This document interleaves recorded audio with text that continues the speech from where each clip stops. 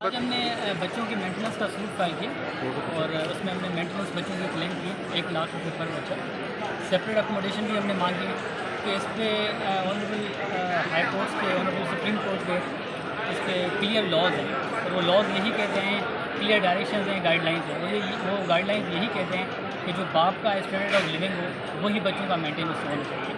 अगर बाप डिफेंस में रह रहा है, महंगे घर में रह रहा है, तो बच्चों का भी हक है कि उसको सेपरेट, उनको सेपरेट मेंटेनेंस, उनको सेपरेट अकोमोडेशन मिलनी चाहिए, उनको इतनी मेंटेनेंस मिलनी चाहिए कि जो इनका सेपरेट होने से पहले स्टैंडर्ड ऑफ लिविंग था वो मेंटेन हो सके।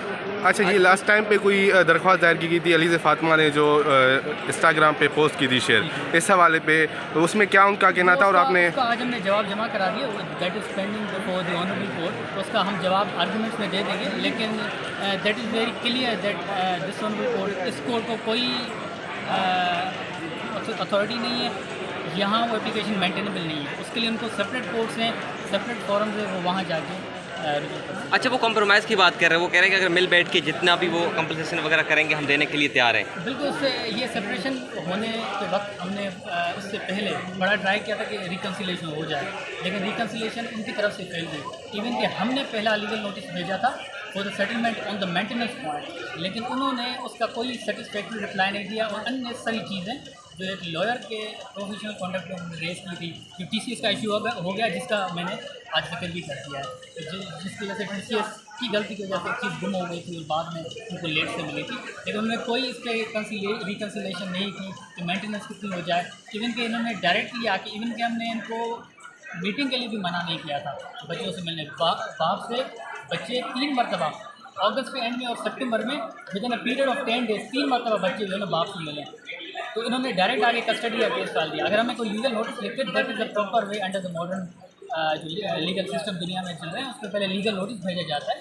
उन्होंने कोई लीगल नोटिस नहीं दिया हमें। तो अभी आप विलिंग है कि आउट ऑफ कोर्ट सेटलमेंट हो या जो अदालत का फैसला हो? हमने पहले ट्राई किया, लेकिन इस सब कोर्ट में सारी बातें आ गई तो बेहतर ये कि ऑनरेबल कोर्ट डिसाइड करे, हमें प्रोसीड हो। ठीक है, thank you sir, thank you.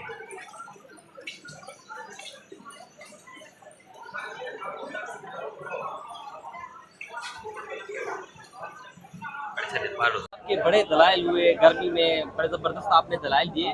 कौन सी दरख्वास्त पर क्या दलाइल हुए आज? सबसे पहला हमने दलाइल दिया स्टेटमेंट वेलफेयर की। सितंबर के चेक मोहतरमा ने मैडम ने वापस कर दिए थे, अक्टूबर की भी वापस कर दिए। मेंटेनेंस 20 सुल्तान खान का, 20 का फातिमा खान का, और हमने ये भी कहा था एजुकेशन का, मेडिकल को देने को तैयार है, रसीद तो दो हमें, मगर उसके बाद उन्होंने वापस कर दिया। इसका मतलब है अपना मेंटेनेंस इधर पीरियड वाला मैडम ने रख लिया। अक्टूबर का बच्चों का वेलफेयर का चेक वापस कर दिया। हमने कोर्ट को इंटीमेट कर दिया ताकि इसमें क्वेश्चन मार्क रेस होता है रिस्पॉन्ड की तरफ से, वेलफेयर क्यों नहीं हो रही, जो पैसे दिए जा रहे हैं वो तो खर्च करो, अगर कुछ और क्लेम बनता है तो वो भी देने को तैयार हैं हम। तो आज फिर अब आइंदा समाज पर क्या होने जा रहा है? आज हमने सेक्शन 12 पे, जिसको बोलते हैं इंट्रोक्युलरी ऑर्डर्स एंड प्रोडक्शन और टेम्पररी कस्टडी, उसमें विजिटेशन राइट्स नहीं मेंशन क्लियर तौर पे।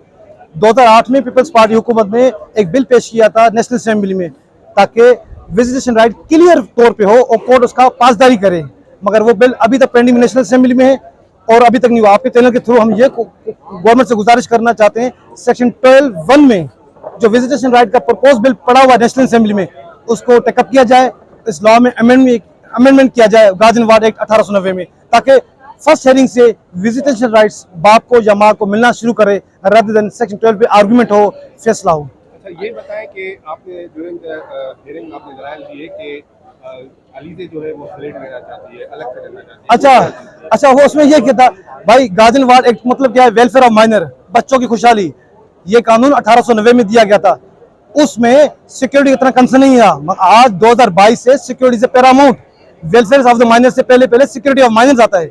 अगर मैडम इंडिपेंडेंट घर लेना चाहती है तो इससे सिक्योरिटी, आज भाई की जिम्मेदारी नहीं ले रहा, बहन की जिम्मेदारी नहीं ले रही, तो how can we allow 7 month daughter and 3.5 साल का बच्चा लिव सेपरेटली? सिक्योरिटी इशू है, कोर्ट को बता दिया। अब कोर्ट उसको किस तरह वेटेज करता है, किस तरह एनालाइज करता है, वो भी इसको फैसला होगा। एक और सिक्योरिटी मामले पर भी आपने एक पॉइंट रेज किया था, गैर मुतल्लिका शख्स के बारे में, वो हाँ, वो जो पहले 21 सितंबर को हेयरिंग हुआ था तो बच्चे Sultan Khan was in custody of the different person.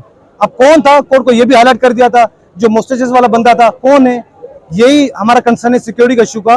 उस चीज को कोर्ट हाईलाइट करे, रिकॉर्ड पे रखे, बच्चों को कुछ भी अगर होता है तो ये भी चीजें कंसिडर की जाएंगी। अच्छा, मीटिंग के हवाले से आपकी क्लाइंट का क्या कहना है, कहाँ मीटिंग करना चाहता है? हमने तो कोर्ट को रिक्वेस्ट किया था इंटरिम कस्टडी हमें दी जाए ताकि हम प्रूव करेंगे तो परमानेंट कस्टडी की एलिजिबिलिटी के लिए। अब कोर्ट उसको क्या कहती है, उसको किस तरह समझती है, मगर विजिटेशन के लिए पूछा गया था हमसे, कहाँ मुनासिब समझते हैं। हम समझते हैं विजिटेशन हमेशा बच्चों की ग्रैंड पेरेंट के साथ हो, बाप के साथ हो, ताकि बच्चा का ग्रो है, नाना नानी से मिले, दादा दादी से मिले, रादर देन आइसोलेशन माहौल में जो रिस्पोंडेंट चाहती है सेपरेट फ्लैट आइसोलेशन माहौल क्रिएट करना चाहता है। ये मेडिकल प्रूफ है, जो बच्चा आइसोलेटेड माहौल में रहता है मेडिकल उस पर इफेक्ट्स आते हैं।